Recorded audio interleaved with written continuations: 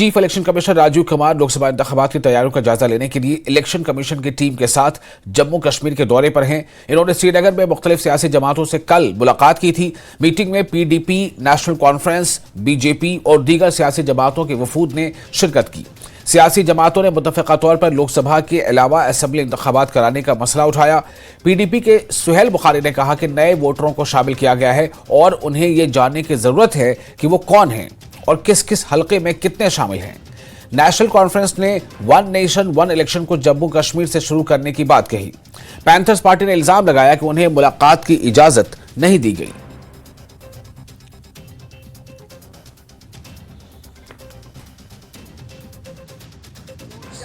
जो अलग अलग जराए से आ रही है उसके हिसाब से लगभग 70,000 के करीब सर्विस वोटर्स हमारे इलेक्टोरल रोल में ऐड हुए हैं, ऐसा कहा जा रहा है। अब ये बात जब आप लोकल ऑफिशियल से पूछते हैं तो वो उसके बारे में ना हाँ बोलते हैं ना बोलते हैं, तो ट्रांसपेरेंसी कहीं है नहीं। तो सबसे पहले तो ये जरूरी है कि इसकी या तो तरदीद की जाए या फिर तायीद की जाए, हमें बताया जाए कि हाँ ऐसा है, या ये बताया जाए कि नहीं जी ऐसा नहीं है। अगर ऐसा है तो उसका कॉन्स्टिट्यूएंसी वाइज डिटेल डेटा क्या है कि कौन सी कॉन्स्टिट्यूएंसी में कितने आए हैं और ये कौन लोग हैं, तो ये जानना लोगों के लिए बहुत जरूरी है।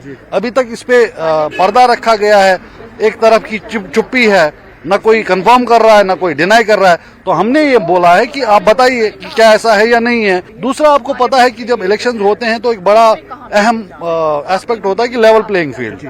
तो वो लेवल प्लेइंग फील्ड हर पॉलिटिकल पार्टी को मैसर हो, वो बहुत इंपॉर्टेंट है।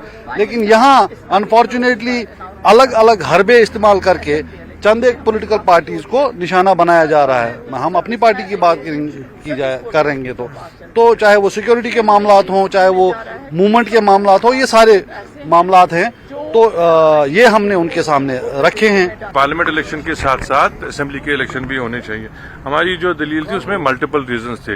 एक ये है कि लोगों को पिछले 10 साल से अपनी सरकार जो है चुनने का मौका नहीं मिला, मौका नहीं मिला। तो हमने उनको कहा कि एक लोगों की भी ख्वाहिश है कि उनको जो है अपनी सरकार बनाने का मौका मिले, अपनी सरकार चुनने का मौका मिले, एक वो।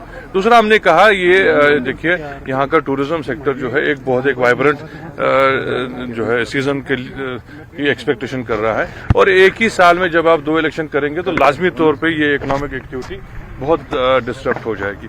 तीसरा हमने कहा कि प्राइम मिनिस्टर का ख्वाब है कि one election in the entire nation, one nation one election होना चाहिए।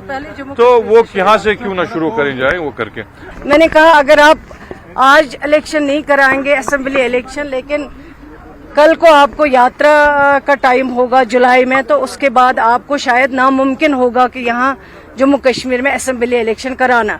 आज अगर कराएंगे तो आपके लिए 2 फायदे हैं। एक, आपका जो सिक्योरिटी का एक्सपेंडिचर है वो आपका बच जाएगा, ताकि अगर आप दोनों इलेक्शन इकट्ठे करेंगे। और सुप्रीम कोर्ट ने जो ऑलरेडी डेडलाइन दिया है उस पर भी हमने बात की है, और इंशाल्लाह हम उम्मीद करते हैं कि जो कमीशन यहाँ पे आया है उन्होंने हमारी बात सुनी है, और हमें यकीन है कि वो ये फैसला लेंगे। जम्मू कश्मीर के लोगों का जो हक है, जमहूरी हक, उस हक को वो वापस करेंगे। By the government and the undue favor shown by this J&K government towards BJP, that's why we are being stopped from participating in this meeting.